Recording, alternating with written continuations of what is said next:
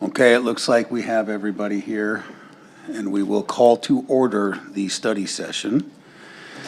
And the first up is Z2413, the LDC text amendment zoning applications. And Eva, thank you.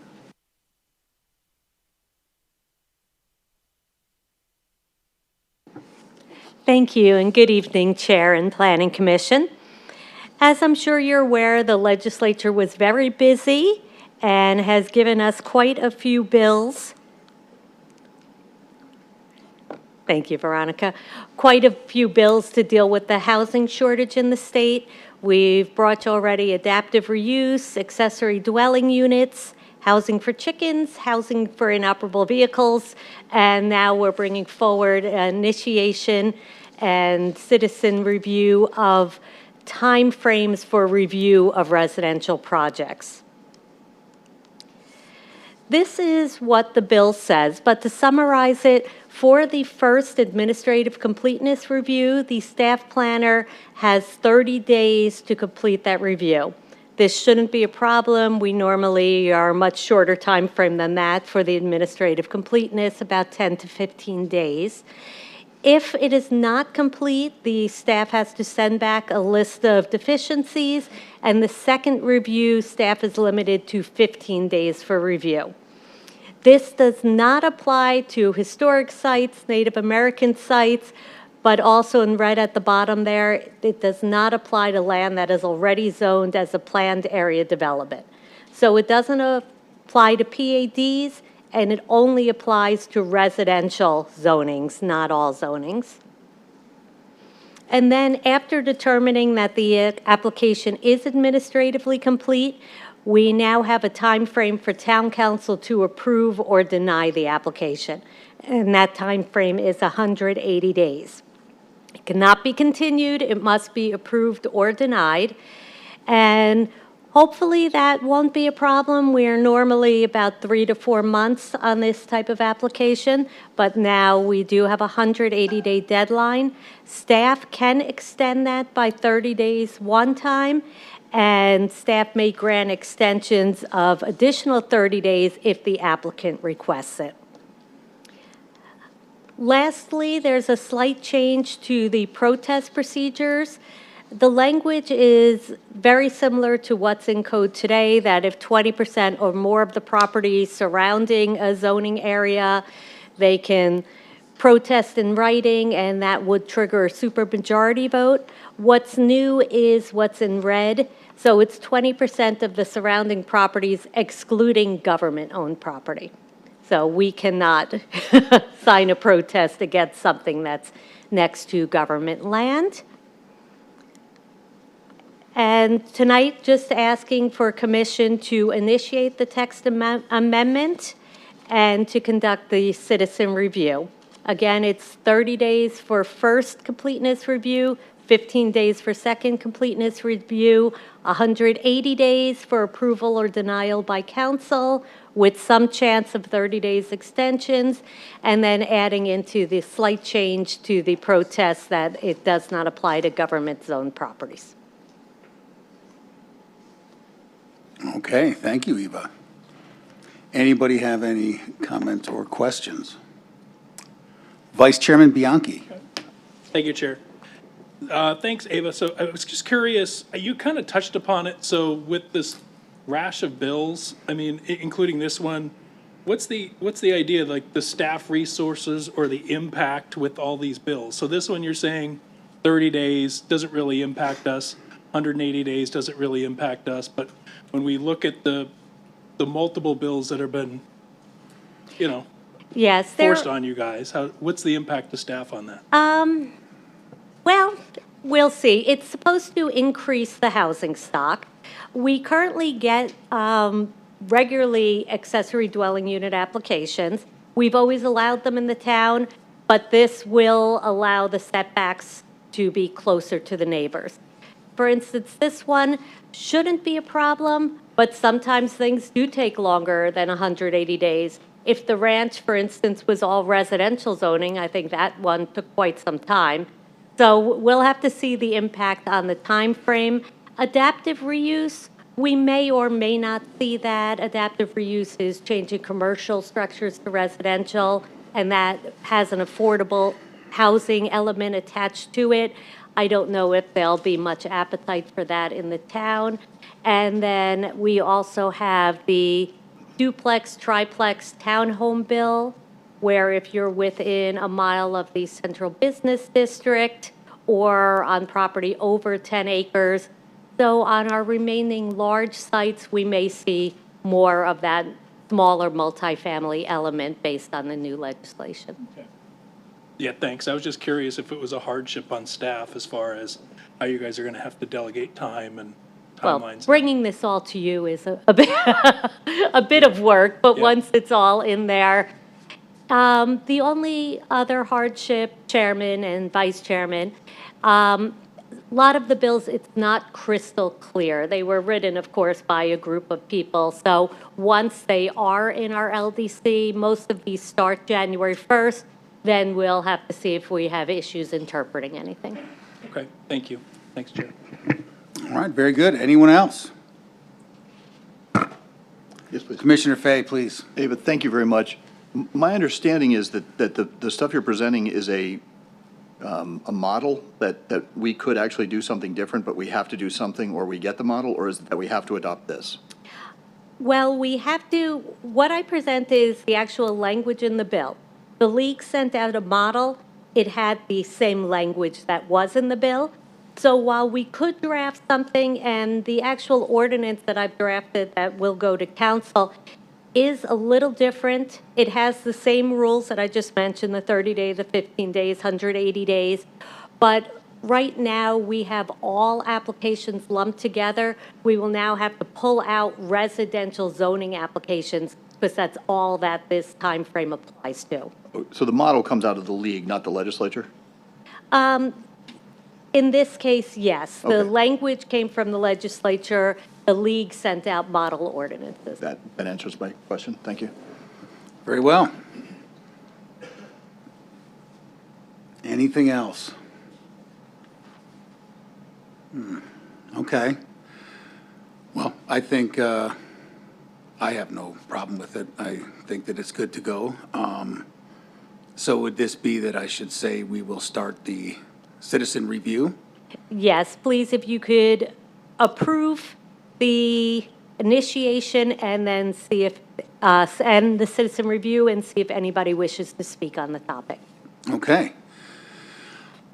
Prior to approving it, I asked them if they should speak, though? Yeah. Yes, approve Okay. the initiation and Okay. then All right. see if anybody would like to speak. Does anyone have any opposition to approval of the initiation? Seeing none, I initiate. Commencing initiation, is there anyone that would like to speak on said initiation? Close. Okay. So I think we're good to go then? All right, We are. very good. Thank you very much, Eva. Thank you, Chair. Thank you, Commission. Okay. It'd be tough to top that one, but we'll try with number 2, GP 24-02 and Z 24-10, Modera Gabriella Point. We will bring up Mr. Keith.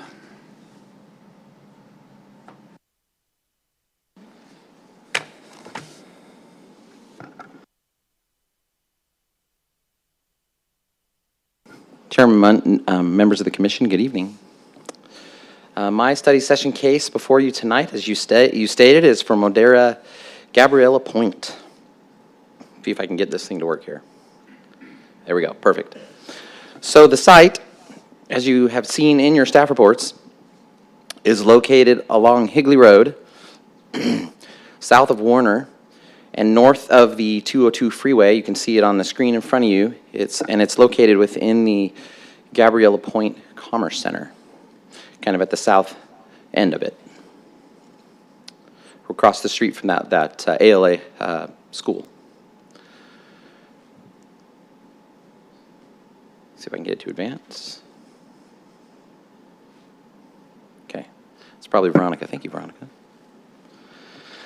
So the request tonight for input, as this is a study session, is concerning the proposed general plan amendment, which I'll explain in a second, the proposed PAD rezone with some deviations. Integration between the commercial and the multifamily uses. Distribution of commercial throughout the site. Parking along Higley Road, and building placement and orientation. So here's the general plan exhibit. The request from that standpoint is to change the existing general plan designation on the property from regional commercial to general commercial. And the zoning change that the applicant is proposing is to change the site from regional commercial zoning to mixed-use large zoning. And that general plan designation of general commercial, the mixed-use large zoning district that's the designation general commercial that is required for these mixed-use zoning districts. So that's why they're proposing that change. And you can see the site down there at the bottom. So as far as the development plan is concerned, the site is 13.5 acres in size. And the uses on the site are commercial, retail up in the front, and you can see those two pad sites there at the front. It says on the development plan they're one-story commercial uses, and you can see the parking surrounding these two retail pads. And then you have a multifamily portion of the project in the back. So at this time, we're still in the process of reviewing this project for the first time. It's in first review, and we don't have all the information yet that we need. We're through the first review. We're going to be asking the applicant to provide us more details and information, specifically with respect to potential square footages of commercial space, number of residential units, height of residential buildings, and things like that, which is information that we just don't have yet at this time. So that's why I'm not providing all those details to you tonight.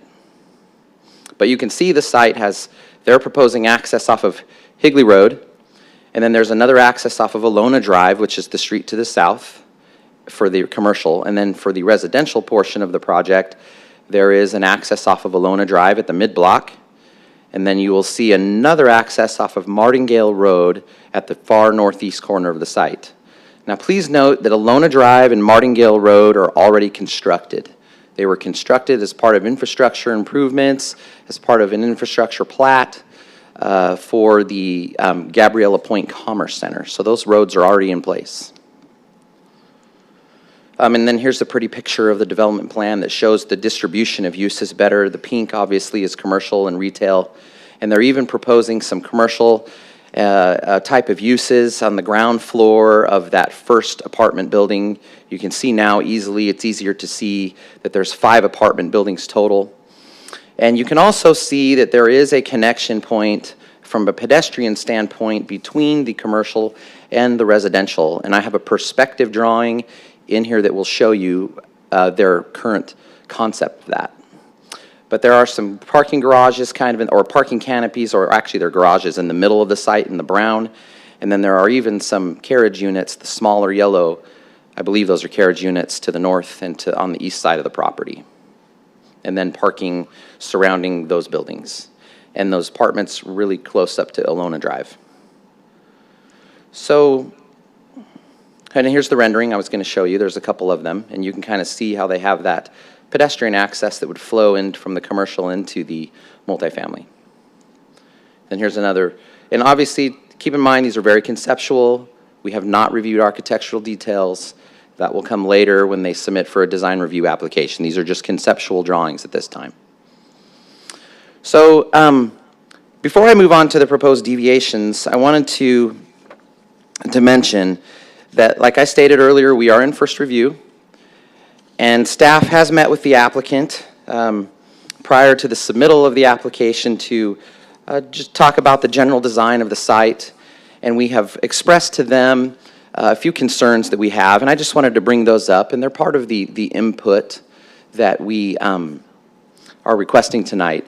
And keep in mind, we're still evaluating these concerns as well, this input that we're requesting for you tonight, and we're not done with that exercise as of today. So based on the input, the comments we have, or concerns we've expressed to the applicant are integration between the commercial and multifamily uses. Note that they do have that sidewalk connection that is currently provided, but at this point, staff is a little concerned that that is not an appropriate level of integration between the proposed commercial and residential, and that can be greatly improved. We are appreciative of that connection, but as stated, I think that can be improved upon. As the mixed-use large zoning district envisions a situation where you have a higher level, potentially a higher level of that connection between, in a level of horizontal integration between commercial and residential. Obviously, we know we're in first review, but we would like to see that horizontal integration between the commercial and the residential improved so that it doesn't look like two separate projects, and so that it seamlessly fits and works together. The second thing is distribution of commercial throughout the site. Per the mixed-use design guidelines, and I have the section listed in my staff report, retail uses must be distributed throughout the site, avoiding segregation of uses. In preliminary meetings, staff expressed this concern with the applicant, stating that the uses on the ground floor of the apartment building closest to the commercial should have commercial uses that are accessible to the public. Obviously, as of today, we don't know whether or not that is the case. But we are going to continue to communicate with the applicant concerning that to see if we can figure out if they can provide uses in the ground floor of those apartment buildings that will be accessible to the public. In addition, it was also mentioned that commercial and retail uses along Alona Street should be considered so that we get that greater distribution throughout the site of commercial, and it's not all just concentrated to one side of the site. The next item is parking along Higley Road. Now, this is a deviation that they're also proposing tonight. So per those mixed-use design guidelines that I've stated, parking is to be placed within the rear or side of the buildings and not between public or private streets and building frontages with no more than 5% of parking placed in front of the buildings. As you can see on their development plan, they have a lot more than what it appears. I believe it's more than 5%. I could be wrong, of parking that's placed in front of the buildings. And then the last thing is building placement and orientation. Per the mixed-use design guidelines, buildings must be designed with frontage onto public streets, and direct building access are concentrated toward public streets. So with the parking in front of these buildings, at this point in time, we don't feel that this is meeting the intent of the design guidelines with a lot of parking placed between the street and the buildings. So those are some of our concerns as of right now, as of today. And like I stated, we are still in the process of reviewing this. But as far as the deviations that are requested by the applicant, they have 4 deviations.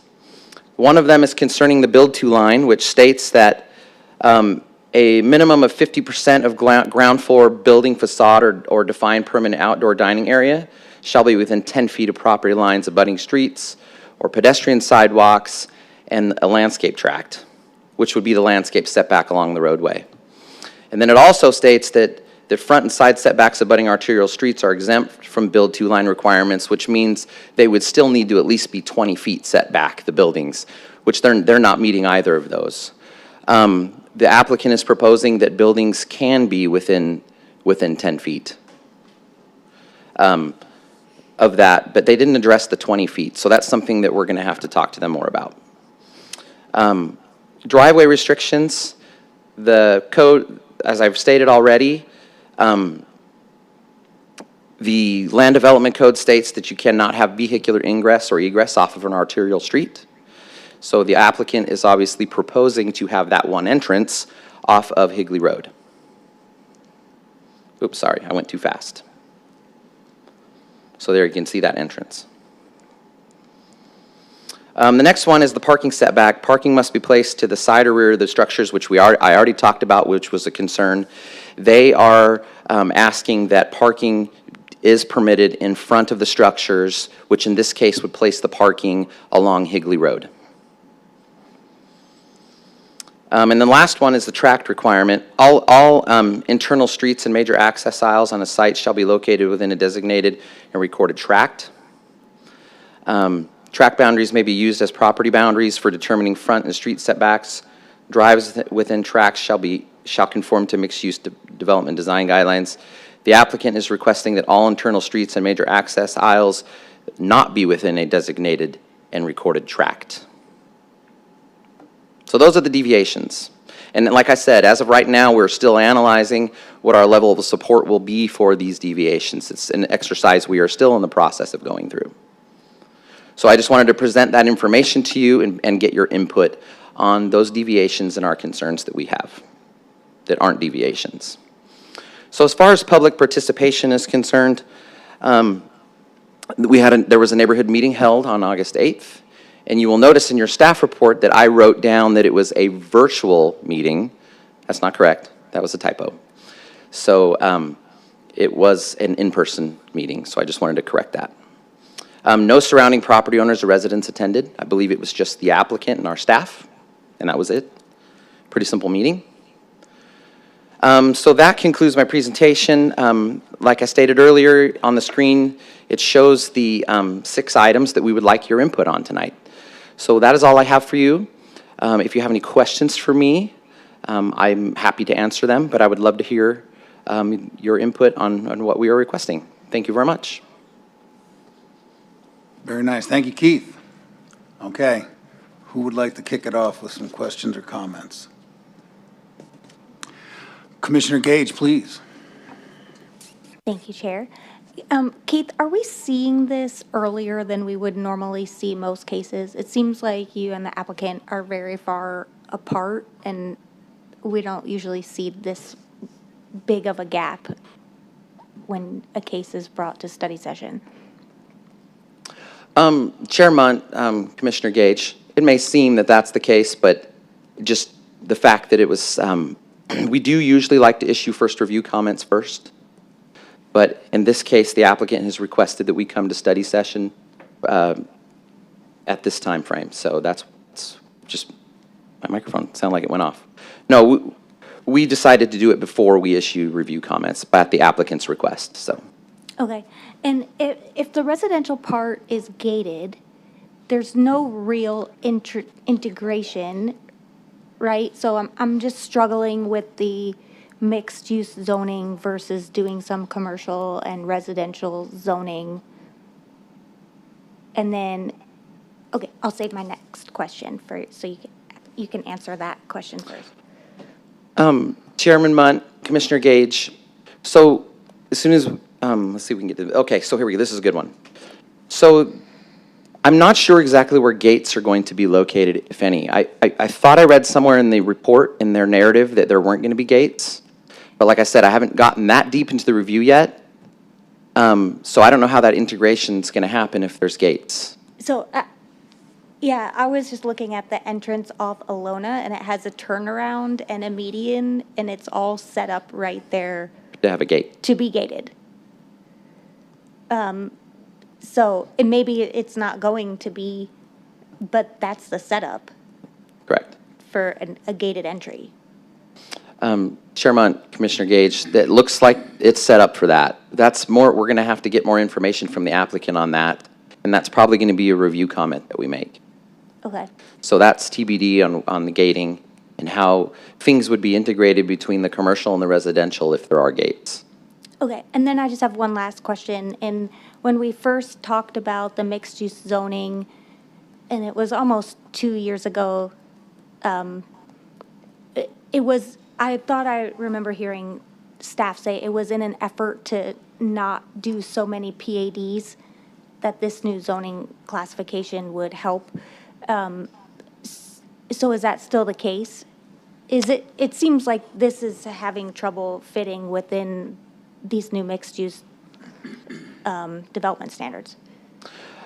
Chairman, Commissioner Gage, that is correct. That is one of the reasons why we decided to create these mixed-use, large type and mixed-use zoning districts.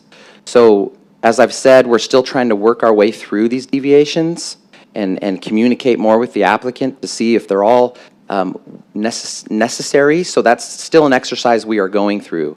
But I do hear you loud and clear about the deviations and the reason why, one of the reasons why we created these mixed-use zoning districts was to cut down on the number of deviations. And there are 4 deviations that are proposed. So that raises some questions and some concerns. I understand that. Yeah, I think on both sides, like, are these standards that are set, like, actually appropriate? Is this the first time we're putting them into action? And so Right. maybe we're going to learn that these don't make sense? Or is it on the applicant side? I can't say, but I'm Right. just curious to see how this all works out. Okay. We are as well. Cool. I'm done. Thank you. Thank you very much, Commissioner Gage. Vice Chairman Bianchi, did I see you indicate you'd like to speak? Yeah, Please. thank you, Chairman. So Keith, I think Commissioner Gage kind of started down that road. I'm just curious, so if it's regional commercial now and they're looking to propose a change to general commercial, what's really driving that? Can they not do this level of intensity or a lessened intensity in the RC and they have to go to GC? I guess my concern is you're creating a GC when you've got RC reserved land both to the north and the south of this proposal. Chairman, Commissioner Bianchi, what's driving this change or the proposed general plan amendment and rezone is they can do commercial just fine in regional commercial.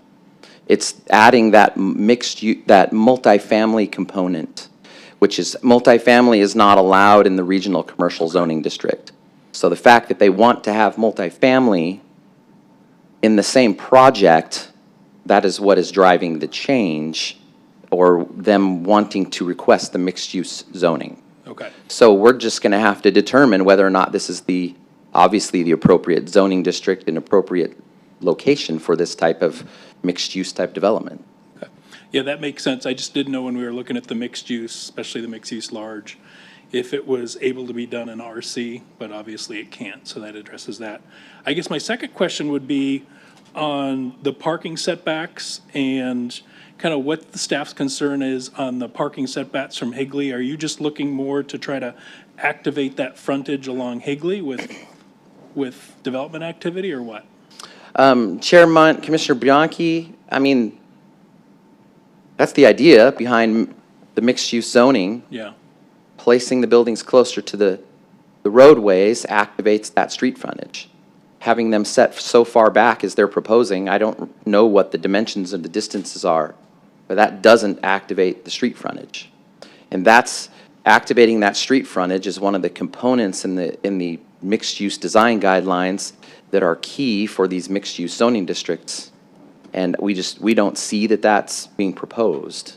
So that's the question. okay, thanks. Thank you, Chair.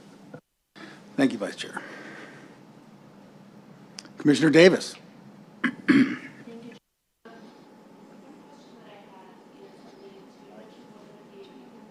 Sorry, I don't have my mic on. One of the PAD deviations that you had mentioned was a requirement for the drive aisles to be in a tract. And I want to better understand that and what we're wanting to achieve with that versus what the applicant's wanting to achieve. Yeah, Chair Munt, Commissioner Davis, I am not quite sure, I'm going to be honest with you. Okay. I'm not quite sure I have a good handle on that myself. Okay. That's something I may have to find more information on and come back to you at the next, when we come back for final hearing as to that requirement. Okay. I'm going to be honest. All right, I appreciate that. As far as the number of deviations that they're proposing, I did have a concern with that. What are we getting to offset for the PAD? What are we getting in quality to offset that? And it seems like we're pulling a lot away from the mixed use, kind of the standard things you would expect to see where the buildings can be brought to the street. You could even have the side street of Alona, so you have the chance to bring that and engage that whole corner and make it feel more like a mixed-use development and engage. I know there's not a lot of people walking up and down Higley Road, but you do have a neighborhoods back in there, and you're bringing people out on Alona too, and you're engaging that corner. So I would like to see it have that feel if they're going for the mixed-use zoning. I think it needs to have that feel to it. I think that's all I had. Okay, thank you. Thank you, Commissioner Davis. Commissioner Simon?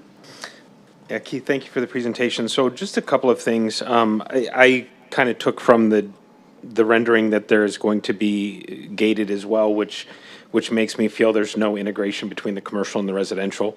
The other piece of it that I'm looking at is just with regards to flow, traffic flow. If I go with a gated community, the next question I would have would be, are there going to be crash gates on Martingale?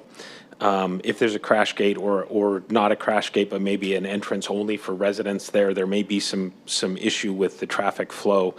If you don't have the entrance off of Higley Road, you've got a right in, right out only off of Alona, which I think creates another issue with the traffic, because now you're going to have people coming off of Higley make a U-turn to get into that commercial development, which is going to create backups trying to get into that residential. So there's things there with the way that this is set up where I would look at the entrance off of Higley where I think that that's probably acceptable in my mind, the way that this is laid out. I would think with regards to the way that we have the mixed use, or the way my mind thinks about the mixed use, I do like the thought of having commercial on that Alona, on the Alona side up against Alona, so you integrate that with the rest of the community and push the commercial on the Higley side towards Higley a little bit. I don't necessarily have an issue with the way that this is laid out, but I don't know that it's 100% where we were going with the multi-use stuff. But there's some questions I think definitely need to be worked out. That traffic flow, probably a big one for me. The integration with regards to how that commercial is flowing with the residential. Again, gated, I just don't see the flow the way that true multi-use is laid out. I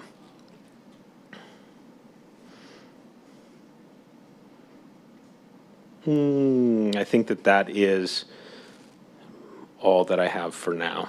So, Thank you. Thank you. Commissioner Anderson? Thank you for the presentation. Just a couple of questions for you. I'm kind of zeroed in on the driveway restrictions and the parking setback. Just help me understand a little bit more. Because I'm looking at this in the location, it's Higley and Warner. And then when you go further up to Higley and Baseline, a lot of the restrictions that are in place here that are looking to be deviated are kind of somewhat deviated all the way up there. So, I mean, they have main ingress and egress coming off of Higley into those shopping centers. There's buildings, commercial buildings that are fronting the street with parking in front. It's kind of really similar to what I'm seeing here. So help me understand, what are the differences as to why that was allowed further up by Baseline in those commercial centers? It wouldn't be allowed a little bit further south on this site. Yeah, Chairman, Commissioner Anderson, that shopping center up along Higley and Baseline is more of a traditional suburban type shopping center. It's not really located in that dense of an area. Obviously, there's a lot of residential in the area, but that's more of a traditional shopping center that you'll see on pretty much every corner, or a lot of corners throughout the town. With the mixed-use zoning districts, we're trying to create something a little different. We're trying to create something that's more urbanized, where you do have more focus of pedestrians along the street. Buildings are closer together. You have the not requiring or not allowing vehicular access off the streets. It's similar to the pattern that has been created in the footprint that you see for the Verde at Cooley Station development. There is one entrance on Verde at Cooley Station off of the roadway, but as you notice, as you go further east, all the vehicular access, we've limited the access off of those principal arterial streets, probably for safety concerns. But it's hard to compare this type of development and mixed-use development, mixed-use large development, to that traditional suburban shopping center model. With these mixed-use zoning districts, We've intended them to be located in areas that are, like I said, more dense, more urbanized, where you don't have as much vehicular traffic. I know that we're an auto-centric community. I get that. I understand that.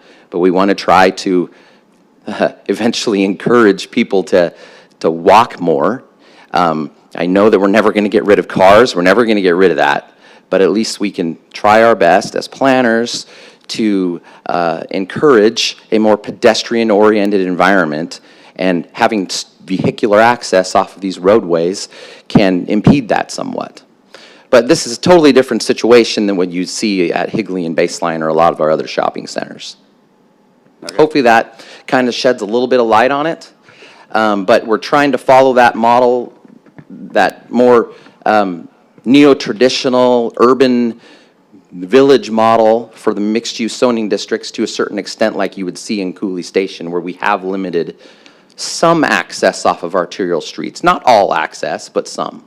Yeah, okay, thank you. That does help explain it. I think what kind of throws the hiccup into these types of zoning cases, it's really, it's the multifamily, because they just don't play well with, when you're trying to integrate commercial or retail into them. They never have. I think before this use group came into this, the new LDC, what was it, our regional commercial before? Yeah. Where everybody was trying to, nobody could figure it out. You know, the apartment guys, you know, they don't want to play nice with the retail guys Yes. because they need their certain needs, and vice versa with the retail guys. So I just don't know if we'll ever get a true integration of multifamily with these types of commercials. So there might have to be some, you know, some give and take. You know, if we want these, you know, these types of mixed use communities, you know, in our town. So. Chairman, Chair Munt, Commissioner Anderson, I can understand your points. This is a new, like I said, this is a new zoning district. I think we only have maybe one other zoning district in the town, a location in the town that has this mixed use, large or mixed use type zoning that's been applied to it. But like I said, we're trying to create more properties that are of the model of that more urbanized, walkable, pedestrian-friendly environment, like you would see that's, like I said, in Cooley Station's one of our models. We're trying. All right, thank you. Commissioner Fay? Thank you. So Keith, I was working my way through the deviations, and some of them I was okay with, some of them I wasn't quite okay with, but there was a lot of them, and it kind of started to really strike me, and I think you kind of danced around this issue. The standard for a rezoning or a plan amendment, in my mind, is pretty low. But this is probably one of the first ones I would probably vote against if it was coming forth right now. And my opinion is this isn't mixed use. I know there's a coffee shop tucked in there, but that's bare. This is really two parcels. It's really general commercial that's up front, and now they're adding a, kind of like the Aldi project we had a few weeks ago. They're adding a multifamily in back.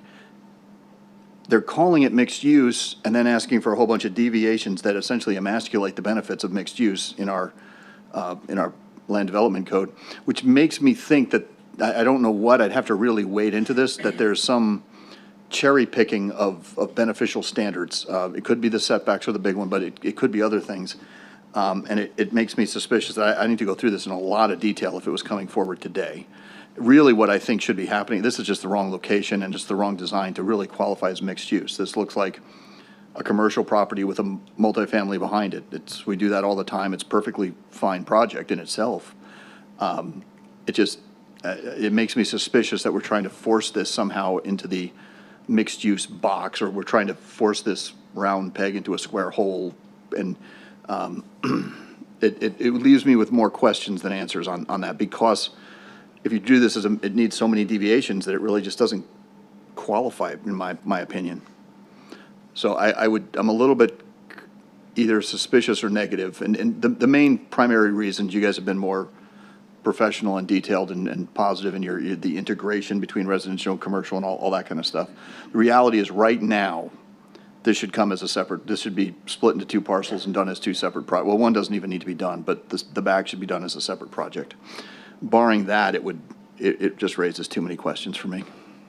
So sorry, I don't mean to be throwing cold water at you, but this needs a lot more. And I appreciate the applicant wants it to come, but you guys ought to, occasionally, you ought to kind of say no, because the applicant wants it to come earlier, and it's leaving us with more questions that really would have been resolved by a couple more meetings and hammering out the details that, and I know, I guess at the end of the day, if they really insist, they can't stop it from coming, but you ought to say, yeah, we said no, and they insisted anyway, because I think this needs to come back for input even before it goes for any votes. This is too early to really be getting meaningful input. So there's my somewhat negative input. Thank you. Thank you, Commissioner Fay. Commissioner Davis. I just want to say that I echo Commissioner Fay's comments. I think it's some of the discomfort I've been feeling with this. I love a mixed-use development. It feels forced, and I agree with that. And the number of deviations seem to be trying to make it fit something that it doesn't. And so I guess I land kind of in the same spot as he does, and I just wanted to state that for the record. Very well. Commissioner Gage. Keith, are we going to see this again as a study session item, or will we not see it again until it comes up for vote? Chair Munt, Commissioner Gage, it sounds like based on what I'm hearing tonight, we might need to bring it back for another study session. So once we get more information from the applicant after our first or second reviews, there's a good chance we could bring it back. If you would like me to bring it back, I'll bring it back. I think it's a good idea, but it depends on what everybody else would like. We can definitely do that. Thank you, Commissioner Gage. Anyone else? Okay, Keith. Well, I look at this and I think this is clearly conceptual. I completely agree that with a leasing office, a lounge, a fitness center, and a coffee shop in red, I believe that's intended to make it seem as though that's part of a mixed commercial. However, a leasing office, nobody's going to come off the street and say, hey, I want to talk about leasing unless you're going to live there. And lounge, coffee shop, fitness center, we don't know if is that a gym or is that just a fitness center for the people that live in these apartments? It does, being that it's so early, I understand that it's probably hard to determine, okay, what do we mean by this? And that might be why the applicant wanted to bring it in. But I think that I agree with what you're saying, that in a mixed use, it should have more flow into it, and that it does have in the current state as it is, it does look like two parcels. And I'm sure that the applicant will work with you to get that. And, we'll see where that comes to. But, as it stands now, with the amounts of deviations, it may be prudent to bring it back to a study session. Thank you. Chairman, members of the commission, appreciate all your comments and feedback. I do want to note that there is a really, Modera has done this apartment company. They have a project that you have approved in the past at Higley and Ray that has that more mixed-use vibe and feel to it that we think would potentially fit really well on the site. We've toured that property. They have loft units, commercial on the ground floor, residential above, and that is something that we could be looking at in the future as well and discussing with the applicant to try and potentially incorporate those types of elements on this site as well, potentially. I'm not saying that's going to happen, but that's something that we could be discussing with the applicant in the future as well, to try and get it more towards meeting the vision of the mixed-use type of environment that would meet the intent of not only the zoning code, but the design guidelines. Right. Yeah, I think that would be great. I think that's a great example to try to follow if we can mix some more of that in. Okay, do you have everything you need then, Keith? I think so. All right, very good. Thank you, sir. Thank you. All right, with that, we'll move into item number 3, the discussion of the regular meeting agenda. From what I understand, there is a lot of shifting of chairs within this. I believe that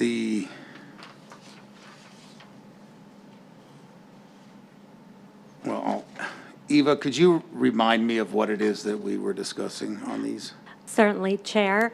Item 8 Superlight that is currently on consent shall be moved to non-consent. And item 9, signature at Santan Village, shall also be moved to non-consent. Under the non-consent items, unless there is anybody to speak on items 10 or 11, they can both be moved to consent. So 8 and 9 come off of consent, 10 and 11 potentially moved to consent. Okay, very good. Then, does anyone up here have any issues with 10 and 11 going to consent? We do. Yeah, Number 11, 10's fine for me, number 11 I do have questions about. Agree. how'd I know that? So 10, Because I told you at dinner. yeah, I know. So 11 you have to stay and 10 could go? 10 could go on consent as far as I'm concerned. Anyone else? Is anyone in the vast audience here to speak on number 10? Okay. Well, we'll preemptively assume that might be an option, but I'll check again when the meeting is started. Alrighty then, well, with that, we will adjourn. Chairman Munt, real Yes. quick. I just wanted to check, did you guys have item number 9 on the consent agenda? I believe we're taking that one off. Okay, good. And that's signature at Santan? Yeah, Okay, excellent. Thank you. yeah. No, yeah, we got 8 and 9 will be coming off. Very good. Thank you, Keith. Okay, then with that, I will call to a close the work session, and we'll take a 5-minute break and kick off the festivities of the regular meeting. Thank you.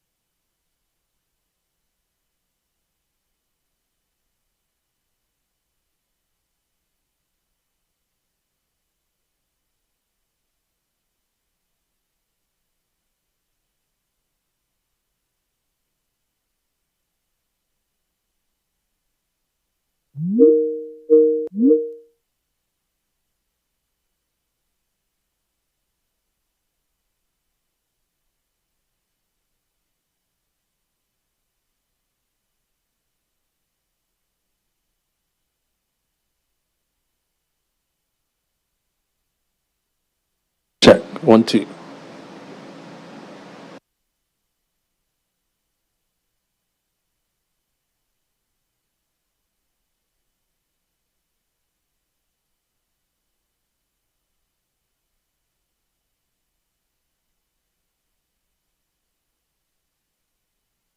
Check 1, 2.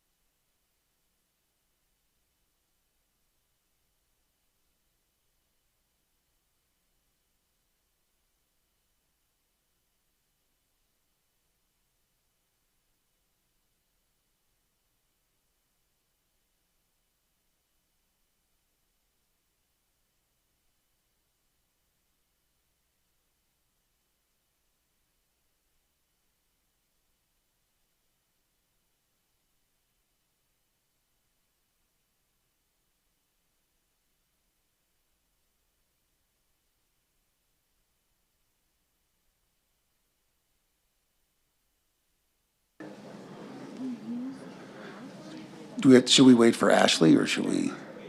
Okay. All right, very good. Well, with that, it's 6:05, so I will call to order the regular meeting, and the first thing we'll do is the Pledge of Allegiance. Please join me.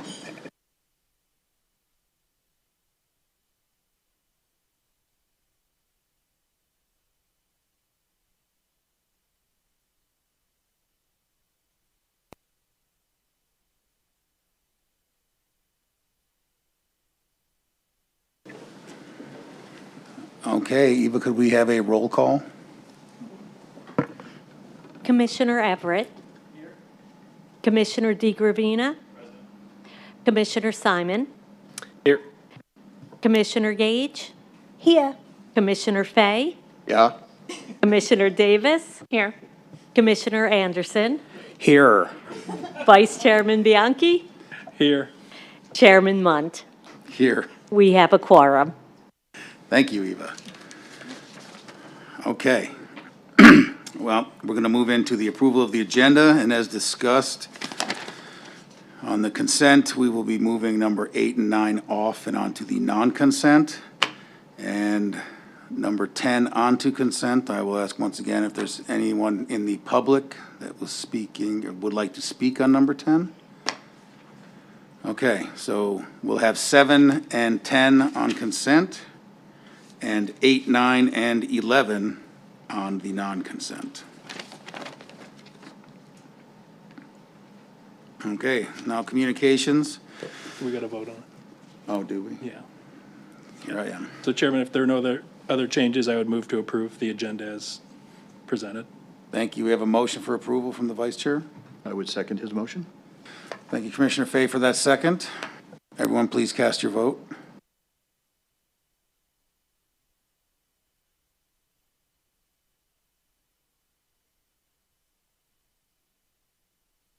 Should we do a verbal? If we could do Okay. a verbal Okay. vote. All those in favor say aye. Aye. Opposed? Okay, motion passes unanimous.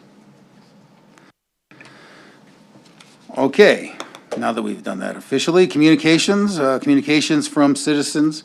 At this time, members of the public may comment on matters within the jurisdiction of the town. The commission may not discuss items that are not specifically identified on the agenda. Therefore, pursuant to state law, action taken as a result of public comment will be limited to directing staff to study the matter, responding to any criticism, or scheduling that matter for further consideration. I do not have any comment cards from citizens. Are there any citizens here who would like to speak on items not on the agenda tonight? Surveying the crowd, I do not see any. We'll move on to number 6, report from council liaison and Councilmember Anderson. Thank you, Mr. Chairman. If I could get Vice Chairman Bianchi and Commissioner Everett to join me down at the podium.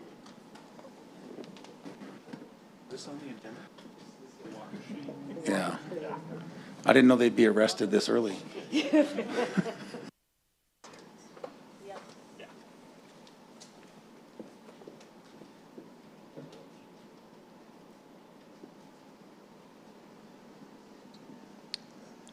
I hate to, is this on? Yeah.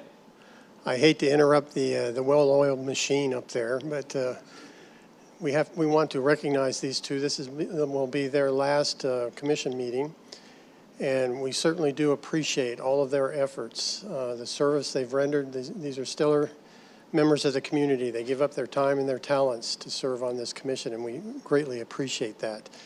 It's because of the decisions and the recommendations that you all have made that make Gilbert one of the top communities in the nation. It's where people want to raise a family, where people want to start a business. And it's because of some of the things that you two have done over the years. So thank you very much. And as a token of our appreciation, we have a card for you. This is Tony's. Thank you. This is Tom's. Thank you. And we also have a certificate of appreciation for both of you. It's Tony. You're going to take a picture of us? And Tom. Thank you. Let's all look at... Great.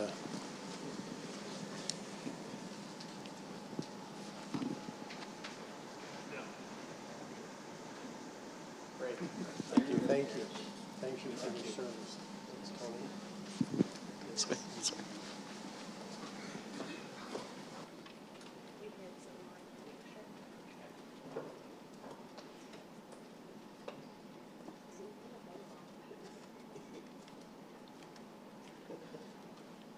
Get you both in?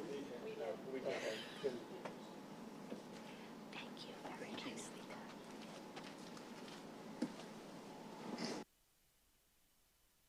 done.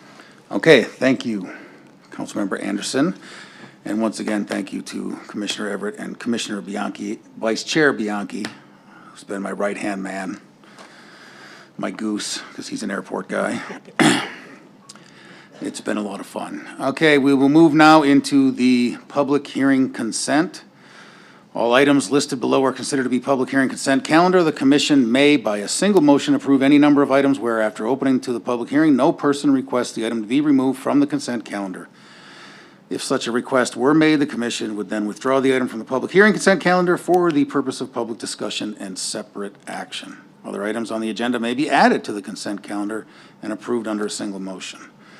Under those laws, we have on the consent agenda, item number 7, DR 24-67 Porter Brothers Office Expansion, and item number 10, DR 24-58 Mission Community Church Coffee House.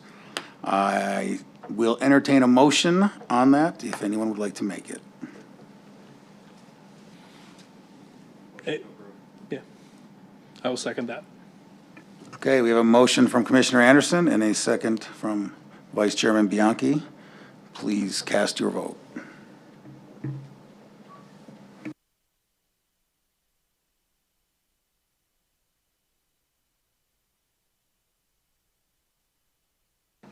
Motion carries 7-0. Okay, moving on to the non-consent. Non-consent public hearing items will be heard at an individual public hearing and will be acted upon by the commission by a separate motion. During the public hearings, anyone wishing to comment in support or in opposition to a public hearing item may do so. If you wish to comment on a public hearing item, please fill out a public comment card indicating the item number on which you wish to be heard. Once the hearing is closed, there will be no further public comment unless requested by a member of this commission. So the public comment cards are in the back, the yellow cards, so if somebody would like to speak, please fill one of those out and bring it up, and you can speak during that item's discussion. Okay, then we'll start with item number 8, DR 24-62, Superlight Block, Site Expansion, Plant Upgrade, and Sal.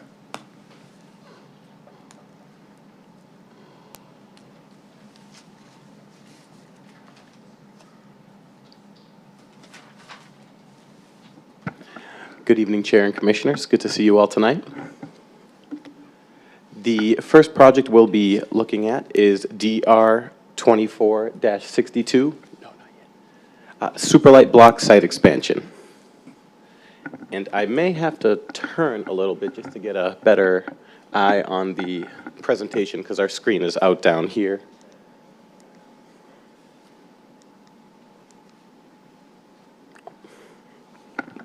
So the subject site, Superlight Block, is situated at the southwest corner of McQueen Road and Baseline Road. It includes 4 parcels totaling roughly 8.8 acres. The parcel is zoned general industrial with a planned area development overlay and is completely surrounded by other industrial zoning districts, both general and light. Just before diving into this, I think a little bit of background is helpful for the site, just because it was initially annexed into the town of Gilbert back in the mid-70s with 1 block manufacturing plant on the site.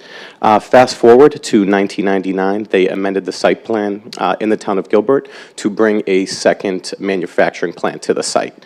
So the application we'll be looking at is essentially the replacement of that original equipment in that annexation with up-to-date and efficient equipment.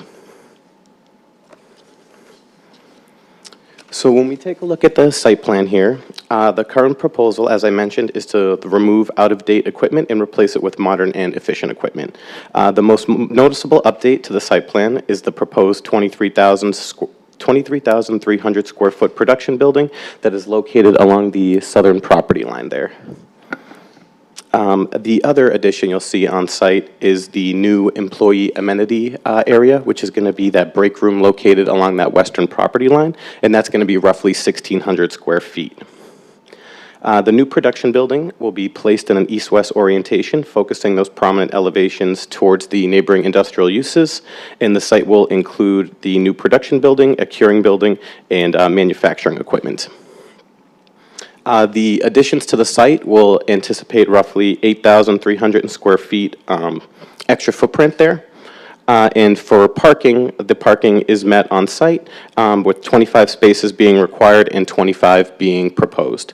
16 exist on site today, and with the addition of this extra square footage, 9 new spaces have been placed in the northeast corner of the site. For access, there are 2 existing access points along McQueen. And the entire site is screened by CMU block walls, and there isn't a need for any landscape update there. As for colors and materials, although located within a general industrial zoning district, the applicant has provided a varied color palette here. You can see the use of CMU block, metal side paneling, and standing seam metal in various colors. Taking a look here, we have the break room or employee amenity area. The proposed structure, like I said, is located along that western property line and is roughly 13 feet to the midpoint. It will utilize the integral ground face CMU, painted Mission White and Palo Verde, and it will be accented by PBR metal wall siding, which will be colored almond. And you can see that they'll also be utilizing the gable roof accent. So even though it is an industrial area, they are presenting some nice design for the employees on site. When we go over to the new production building, you can see that it's roughly 32 feet in overall height with flat roof lines. The main exterior wall material will be constructed of PBR metal, and the roof will be constructed of standing seam metal. The color palette utilizes neutral tones similar to the employee amenity area, and the roof will be colored fern green as an accent there on site. Just for a better view, we have another image of the block production equipment, and that will be roughly 58 feet, 6 inches to the top of that. And as per the PAD on site, this equipment needs to be painted sky blue to blend in, with the natural sky and help mitigate any visual impacts to neighboring community members. But what we did want to bring to you all tonight is an updated condition for the project. In your staff report, you do see a condition H, but we are requesting to remove that and replace it with the condition you do see here on the screen, which reads, the application's approval is contingent on the applicant's pending request for a technical variance relating to the Town of Gilbert Public Works and Engineering Standard 4.18.9.2 deceleration lanes. Approval of the engineering plans will not be deemed complete and no building permits shall be issued unless and until the technical variance has been approved. And with that, I can open the floor to any questions you all may have. Thank you. Thank you, Sal. Anybody have any questions for Sal?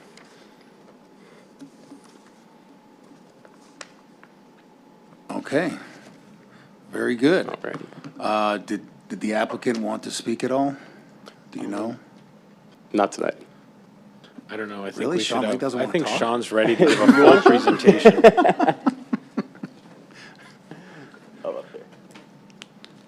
We know you've been here every month, Sean, so. I'm not Paul Gilbert, and I don't feel obligated to stand up and say anything.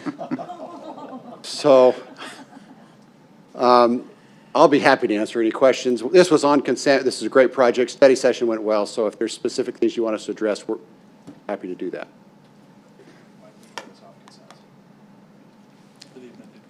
I think there was an amended condition, that's it, yeah. Yeah. Okay, yeah, I don't have any other questions for you. Mr. Wonderful. Blake. Thank you very much. Thank you.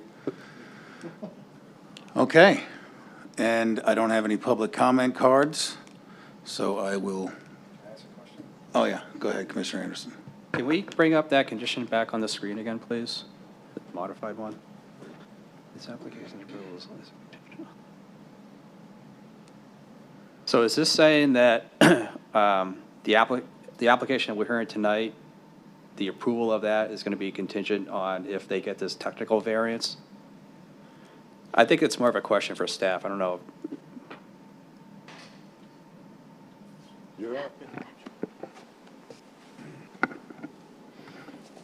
Chairman, Commissioner Anderson, that is correct. So the both of these applications are contingent. So if the technical variance is deemed denied by our engineering staff, the project would have to come back to you all for a another decision.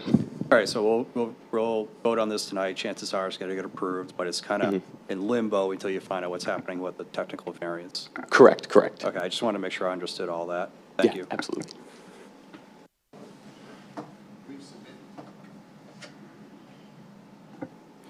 We've submitted the technical variance, and that is being reviewed right now. All indications that everything should be okay, so all confirmation. So we're comfortable with the condition because of the feedback that we've received from the town thus far. Okay, very good. All right, well then with that, I'll close the public comment and bring it up to the dais for any discussion. Okay. Yeah, I think it's a great project, so I take a motion. Yeah, Chairman, if you're ready. So I would move to approve DR 24-62, subject to the amended condition. Second. We have a motion from Vice Chairman and a second from Commissioner Fay. No discussion, please cast your vote.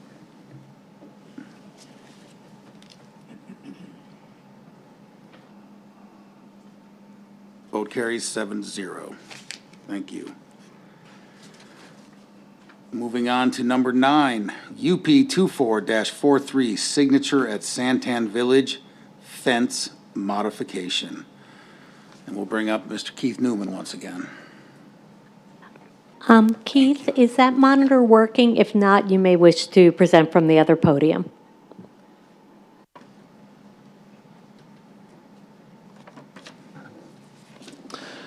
Oh, it's nice being directly in front of you. It's awesome. Chairman Munt, members of the commission. The Signature Santan Village fence modification, we wanted you to take this off of the consent agenda and place it on the regular agenda for the purpose of continuing this case to the October 2nd Planning Commission hearing. Due to the fact that per the requirements of the Land Development Code that were in place at the time of the zoning of the site, in order to request this type of alternative means of landscape buffering, which it says in the code, which in this case would be eliminating a fence along a property line, the property owner to the north adjoining the property, the Fincher Farms development, has to agree and provide a letter of agreement. And that has not happened yet. They're still working on it. They just have not provided the letter yet. We don't have it in our possession. So we respectfully request that this project be continued to a date certain, to October 2nd, to give the applicant and the Fincher Farms development to the north more time to work on providing the proper agreement letter to the town. And that is all I have for you. Thank you very much, Keith. Thank you. Okay. I do have a comment card, so does anyone have any other questions that they wanted to ask of Keith? Okay, and since it's a continuance, I assume that there won't be, but I want to give Miss Kathleen DuBois, she would like to speak and is opposed to this item. Please come up to the podium here and state your name and address, and then you have 3 minutes. Address, you said, like physical? Or you could, yeah, like to show you're in Gilbert as a resident. Sure. My name is Kathleen DuBois, and I live actually to the north, and I actually am on the HOA board with the Fincher Farms. So I know we've been in negotiations with a lot of the trees, and they've been extremely helpful, so thank you for that, as far as finding out what trees work, what trees we don't like, so on and so forth. I know our board is really torn on this because they had brought up the concerns of it becoming like an alleyway for a little bit of riffraff or things like that, and we kind of took that into consideration, but what we're struggling with is halfway down our owned walkway, there are 2 6-foot walls separating the two communities, and we've had no issues at all. Now, the question that concerned is that now that we're going to have this community with a lot more foot traffic, we're on the fence of, will this truly create the disturbance that they're suggesting it will, in the regards that they want to eliminate the wall, or will it help our community decipher that this is our property? We do not want the extra walkway to become a communal property for everyone that's over there going to coffee or going to, because there's an arena with Dick's going there, and we're like, that is right up against our walkway where they're proposing no wall. So we're kind of torn up whether, do we want to ask for a 3-foot wall to make sure that it is very defined that this is separate private property and they shouldn't be there? Or if we say, no, we just want the full 6-foot wall to make it very apparent that this is not a free walkway for everyone in the community to just go back and forth, because that butts right up to my home. And I am directly behind, and that walkway butts right to my back wall. So that's why we haven't gotten back to him just yet, because we're deciding whether or not we want the 6-foot, or we could compromise and do a smaller wall, but we definitely want a barrier telling people this is private property and it's not a communal walkway for everyone that will be visiting that place. To become behind my house is a busy street for every person who wants to walk, every kid who wants to do anything, because right now we don't have that issue. And so that was our concern, and that's kind of our hang up, is trying to decide. So we are opposed to it as far as no wall, no separation, just let it be free. We just haven't come up with what the great solution is. So I apologize that it's taking a little bit longer, but we don't want to make a rash decision. And we want to take into consideration our community's thoughts. So that's fine if you were requesting a little bit more time, because I know we want something there. We haven't decided quite yet what it would be, if that makes sense. No, very good. Okay. Okay. Thank you. Thank you, ma'am.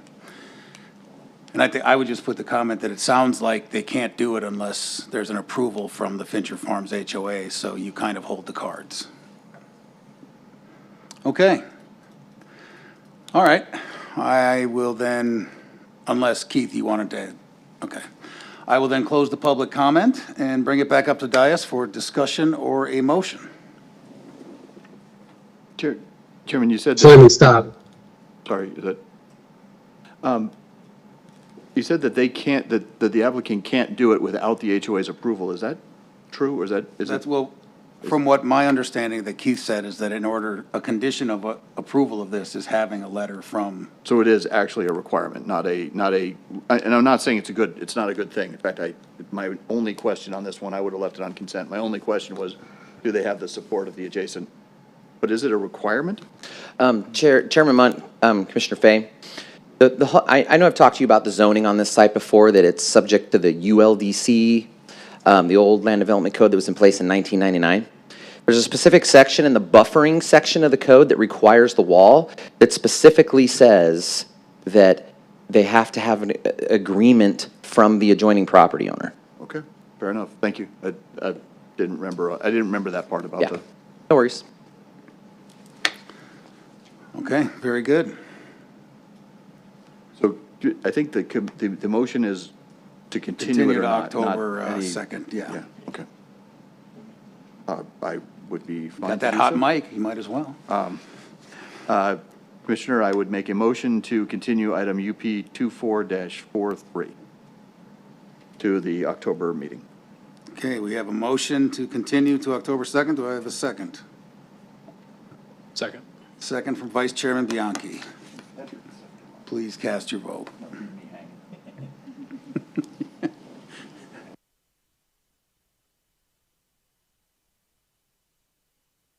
Okay, motion carries. This will be on the agenda next month. Thank you. All right, that then brings us to item number 11, Z24-04, Bella Storia PAD amendment. And deja vu, we're going to bring back up Mr. Keith Newman.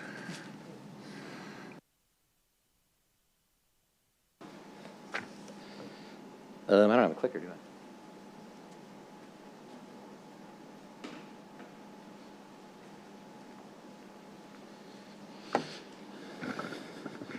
Chairman Munt, members of the commission, yes, back before you again. It's my show tonight, I guess, huh? So, Bella Storia PAD amendment, I can give a full presentation if you would like, but I know that it was pulled off the consent agenda originally for some questions concerning the conditions of approval. So I can either give you a full presentation, or we can just jump straight to the conditions of approval, and I'm going to punt to the applicant on questions about the conditions of approval. It's up to you, however you want me to handle it. I'm fine with giving a full presentation. It's up to you. Okay, I personally don't know that that's necessary, but I know that some of the contingent on the right side might have had some questions on this. Did you guys want a full presentation? It was really, my question started getting The conditions? And then there's just a lot Yeah. of questions. If we repeat the same, it looks like a lot of conditions, they're actually repeated. Turn your mic on just in case. Sorry, it looks like there's a lot of conditions. It's actually the same conditions repeated several different places in the report, but there's a lot of changes. And Commissioner Gage, was that your concern as well? I had a question on the change of the setbacks from 250 to 20, I think it was, on Power Road. Okay. All right, anyone on the other side want a full presentation? Okay, I think we could just start with the conditions, and then Okay. if, for whatever reason, it warrants it, we can go back in. Thanks, Keith. Excellent. Thank you.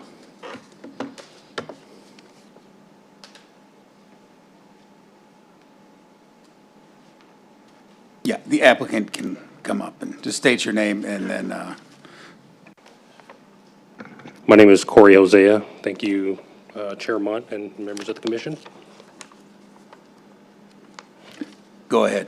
Yeah, just happy to get this project back on in front of you, and happy to answer any questions you may have. Okay. Commissioner Fay? I'll start then. So of there are the original conditions, and then we've got the changed ones here. So we're only going to talk about the changed ones.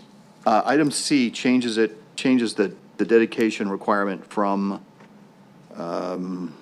or adds that it's not effective the date of the ordinance, but at the time of the recording of the final plat.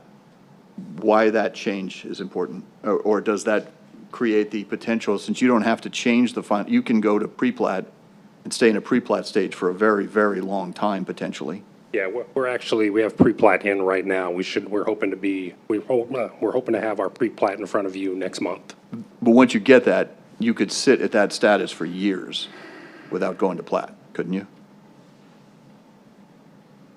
Yeah, I suppose you could. So that could leave this thing dragging on in a gray zone, if I'm not mistaken. This could leave this dragging on for years, which is, I think, what the original point of this condition was, to not have it drag on for years. I could see your point. I could see your point there, definitely. But, I mean, somebody took the That's active obviously not step. our intention. We would like to bring this back and go to, pre-plat, final plat right away. Fair enough, but you went through the active step of actually saying you want that changed in your, so, I mean, it's important to somebody. It's important enough to go through the steps of changing it. And I don't have, as far as I know, there's not a set timeline, and I don't know that we need necessarily one, but the timeline that says something like, this won't just drag on forever, seems like a reasonable. Yeah, I'm trying to, just give me a second to read through this and make sure and get my head straight on why we made the change.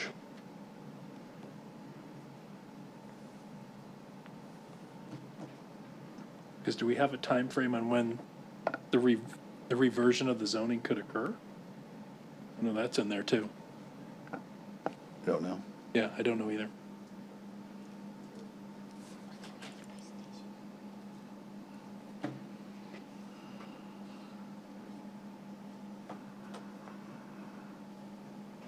Yeah, going back, I'm not, I don't remember off the top of my head exactly why we made the change, but Okay, well, let's table that one for a minute. Let's go down to item D. D, and I understand why you would want this change. You have certain, this project has certain off-site requirements. Every project does have certain off-site improvements they're required to do. correct. And if the city were to come in and do those improvements ahead of time for you, normally you would reimburse the city for doing those improvements. You want that removed, so if the city does them ahead of time, you just get them for free. Well, no, because the off-site improvements that are required here are only required due to the improvements to the parcels themselves. So the off-sites that need to be done won't need to be done if we're not building, if we don't improve the parcels. Then why are we going through the effort of getting rid of, I mean, this literally, if Gilbert constructs the improvements required by this ordinance as part of their capital improvement prior to the development of the property, you'll reimburse. So you're saying that, well, that won't happen, Yeah, then. we brought it up, because there are no improvements that we're doing that are required by capital improvement. Then Keith, I would want to see that annotated, because it looks like this condition, change to condition looks like we're hoping the CIP comes in ahead of time and we don't have to pay for it. Yeah, I get where you're going with that, but that's not the case here. Okay. If that's annotated, that's fine with me. I mean, I did see that the turn lanes and stuff, but I don't imagine the city would possibly build those turn lanes unless, I mean, why would they do that? So I did not see this possibility until now. As long as it's annotated, I'd be okay with that. Yeah, and that was the only reason for the change.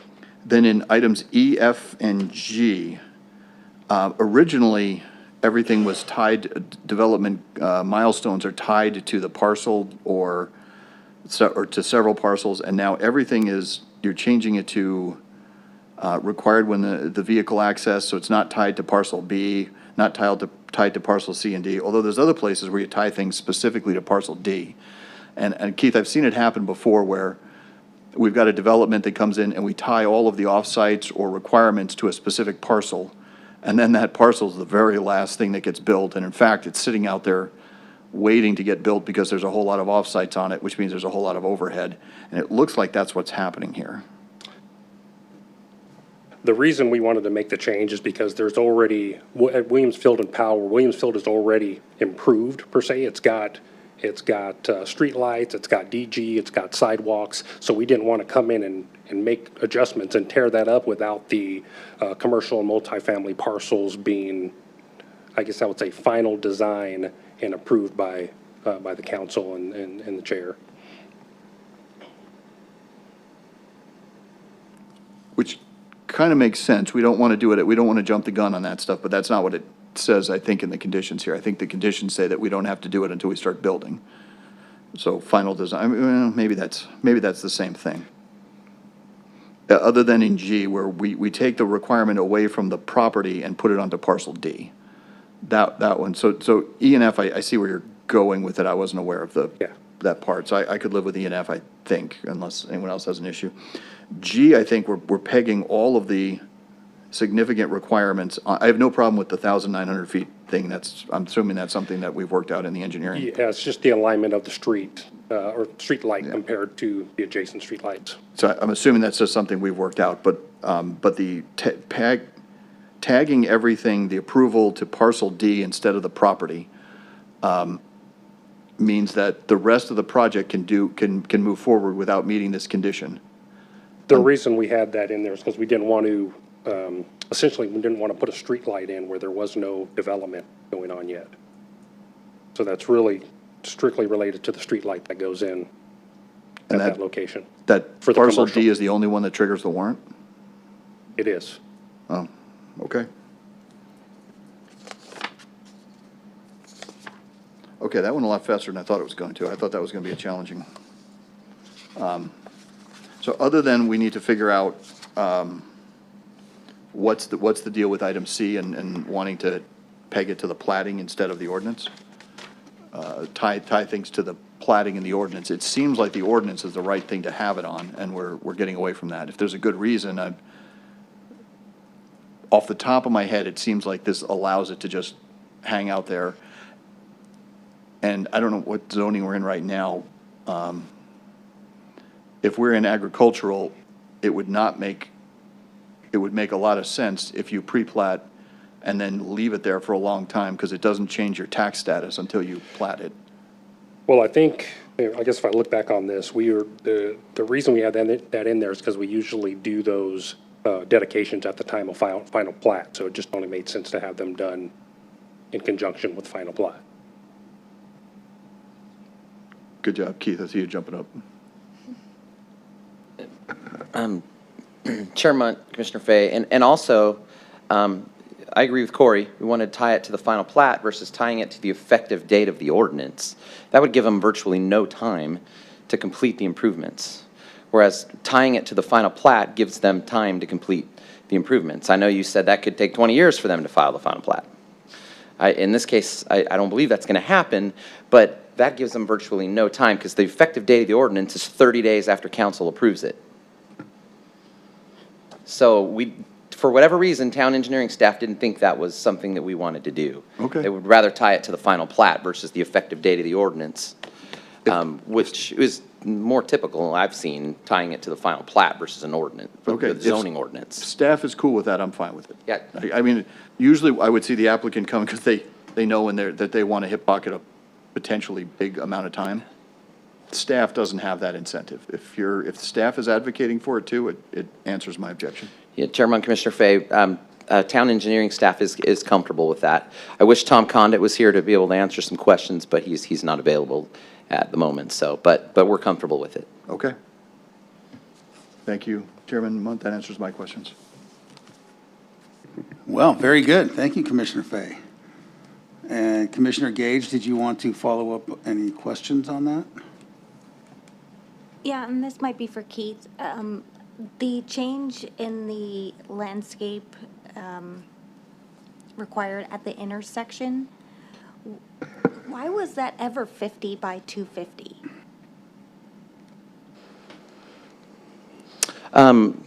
Chairman, Commissioner Gage, so you're talking about the intersection of Power and Williamsfield Road? Yeah.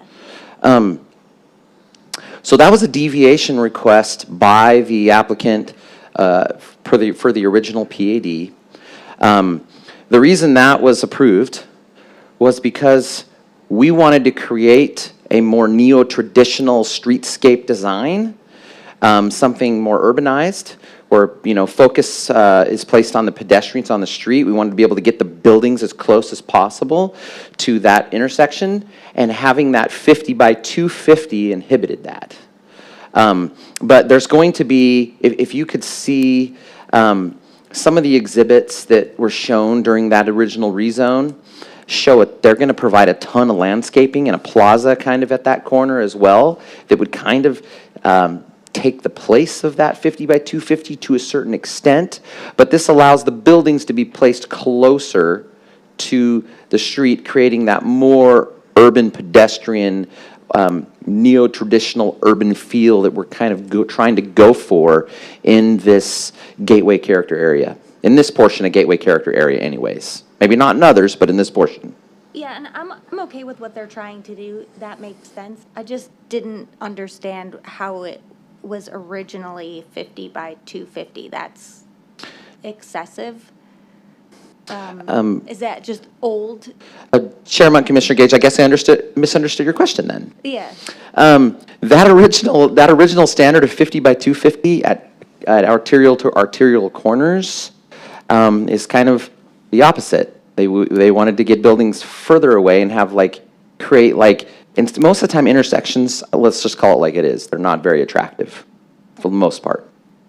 So that was a way for the town to be able to make intersections kind of more of a highlight of an intersection with a lot of landscaping and cool, maybe hardscape features instead of just an afterthought. Okay, so it's some old. It's an old code standard that's been around for as long as I can remember. I mean, way before I got here, it was approved. But it was designed to kind of beautify intersections. But in this case, in this situation, they're still going to have that beautification with a ton of landscaping and like a little mini plaza at the corner, but have buildings closer to the corner. Right. I agree with what they're trying to do. I think it's way better than a 50 by 250. It would just end up to be a DG area with some half-dead shrubs in it eventually. So I'm okay with it. I just thought that was a really weird thing to have in there in the first place. Sure, I can understand that. In some places, it makes sense. And in some places, it may not as much. But in this situation, we felt it made sense to reduce it. But in most intersections of the town, it beautifies the intersection, which are usually an afterthought, those corners. Right. That's the concept in my mind. I guess beauty is in the eye of the beholder here. It's subjective, right? Okay, that was my question. That's it. Okay. Thank you. Thank you, Commissioner Gage. Does anyone else have anything else? There's still a lot of stipulations that we could. Okay. Yeah, I'll read them. No. Okay, and I don't see anyone. I'll scan the myriad of people that are remaining and see if anyone had a public comment. I don't have a card. Okay, well, in that case, I will close the public comment and bring it up to the dais for any further discussion or a motion.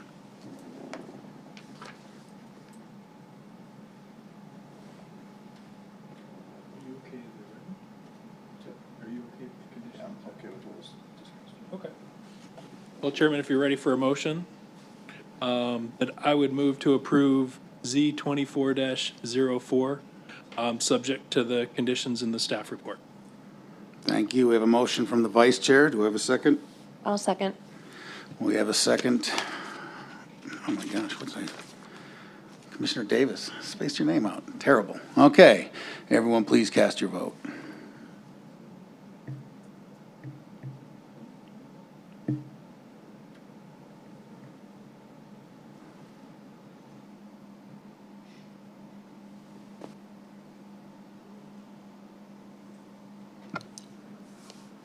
Brian cast it again. I think they reset it.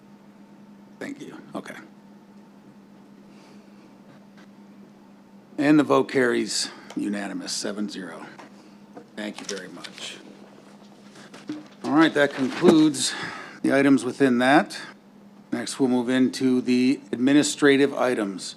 Administrative items are for the commission discussion and action. It is to the discretion of the majority of commission regarding public input requests on any administrative item. Persons wishing to speak on an administrative item should complete a public comment card indicating the item number wishing to address.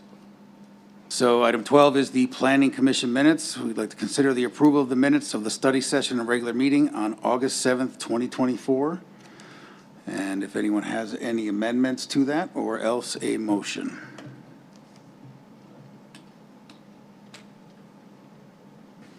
Chair, I'll make a motion to approve the minutes as written. We have a motion from Commissioner Simon to approve the minutes. Do I have a second? I'll second. Commissioner Davis with the second. Okay, please cast your vote.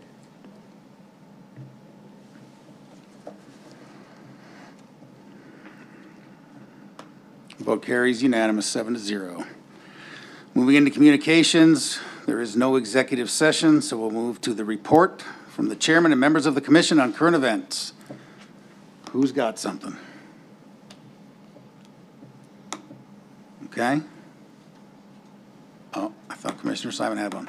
Well, I'll just say that if you had not noticed, it's still very hot. Be sure to drink water. Okay, then, and also a big thank you to Commissioner Everett and Vice Chairman Bianchi once again on the public record. It's been a lot of fun. Best wishes and best luck. I know you'll miss us. Okay, item 14, report from the Planning Services Manager on current events. Eva. Thank you, Chair. I would just like to echo your sentiments, to thank all of you for your volunteering, but especially to Commissioner Bianchi and Commissioner Everett tonight on their last meetings. And I look at our council liaison to pick us some wonderful new commissioners. But thank you again for all your service. Okay, very good. Can we vote on that? To vote whether we're thankful for Tony? Oh, no, if he's allowed to go. We could, yeah, well, I'd like a motion on whether we actually appreciate Tony? No. Okay, well, I'll entertain a motion. I'm curious to see how it plays out. Yeah. I think it's worthwhile. I'll then entertain a motion to adjourn the meeting. If, So moved. okay, we have a motion to adjourn from Vice Chairman. Do I have a second? I would second the motion. Second from Commissioner Fay. Please cast your vote to adjourn Vice Chairman Bianchi's last meeting.